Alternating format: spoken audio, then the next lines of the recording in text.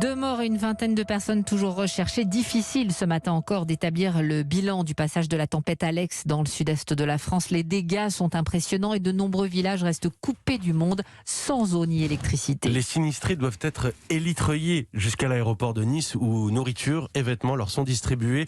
Une cellule psychologique est là aussi pour les soutenir. Johanna Chabas, vous êtes sur place pour Europe 1. Vous avez pu rencontrer ces rescapés encore sous le choc. Oui, ils ont vécu l'enfer, bloqués, coupés du monde, et ils ont tous en tête des scènes traumatisantes. Je me retrouvais en bordure de torrent, devant un ravin de 50 mètres. Tous les chalets qui étaient dans le lit de la rivière avaient disparu avec des occupants qui sont partis dans la rivière.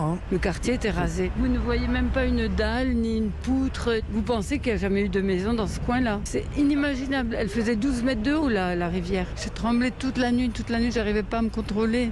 On pensait qu'on n'allait jamais revoir notre famille. À leur arrivée, des psychologues les prennent en charge, leur demandent notamment s'ils ont fait des cauchemars. Selon la psychiatre Véronique Namias, face au choc, chaque rescapé a sa propre réaction, le mutisme ou au contraire le besoin de parler. Et plus les habitants sont rapatriés tardivement, plus le traumatisme s'installe. Ils vont de plus en plus mal. Ceux qui ont été rapatriés hier allaient déjà un peu moins mal. Ceux qui sont rapatriés aujourd'hui, ils ont forcément passé 24 heures de plus dans l'inconnu, dehors, donc ils vont pas bien. Et les futures pluies vont aggraver les choses. Selon cette psychiatre, en plus des dégâts matériels qu'elles peuvent causer, ces trompes d'eau réactivent les angoisses des rescapés. Johanna Chabas à Nice pour